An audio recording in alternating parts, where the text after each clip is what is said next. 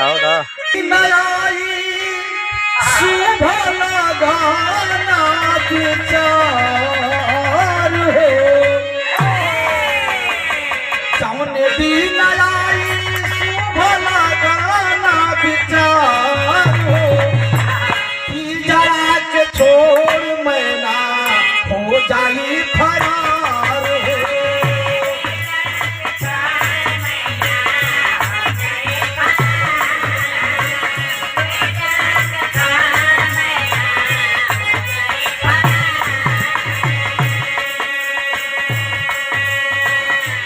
जौने दिलाई शुभ लगन विचार हो पिजड़ा के छोड़ मैना हो जाए फरार हो। ये एक लाइन को आप लोग गौर करें कि पहला लाइन में कहना है क्या कहना है आपको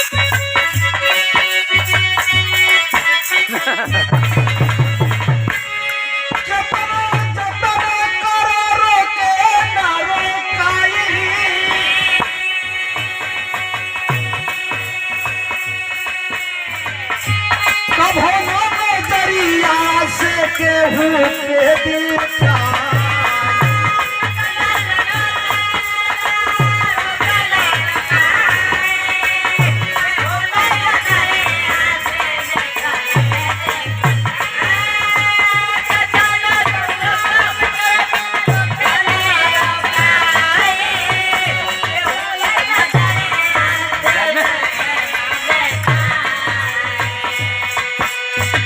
मान लो खजाना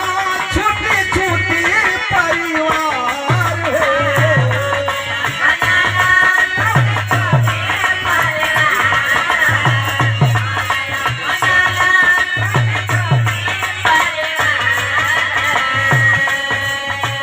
मान लो खजाना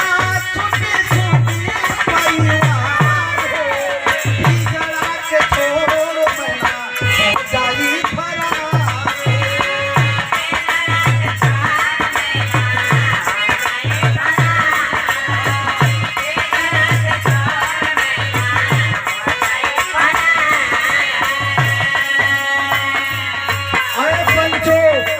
हम बताई ना कितनो जतन कर रोकले न रोकाई कभो ना नजरिया से केहू के दिखाई एक प्राण निकल कर चला जाता है बाबू फिर दोबारा वो आदमी से नहीं भेंट होता है कितनो जतन कर रोकले न रोकाई कभो ना नजरिया से केहू के दिखाई माल और खजाना छुट्टी छुट्टे परिवार हो सारा धन दौलत माल खजाना सभी छूट जाए। दूसर की लाइन में कहना क्या कहना मारता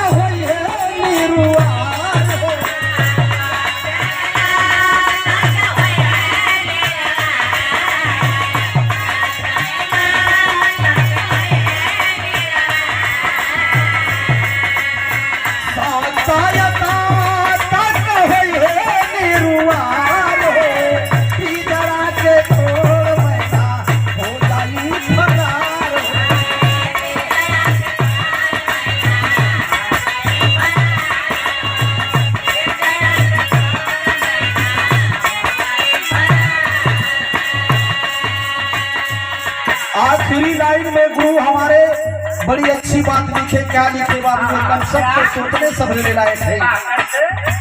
काम गावे दुनिया गुणगान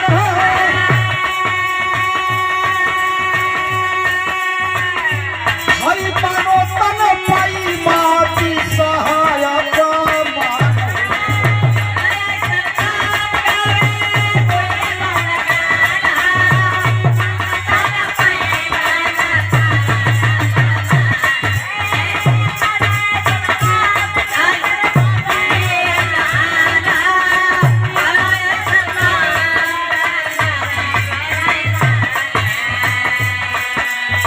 बाबू ये दुनिया में ऐसा काम कई के चल जाए कि लोग सोचे के फलाने आदमी बड़ा नीक रही, ऐसा नकाम कई के जाके मरने के बाद गाली सुने के मिले। यही से कवि ने बड़ी ऊंची बात लिखे। क्या लिखे?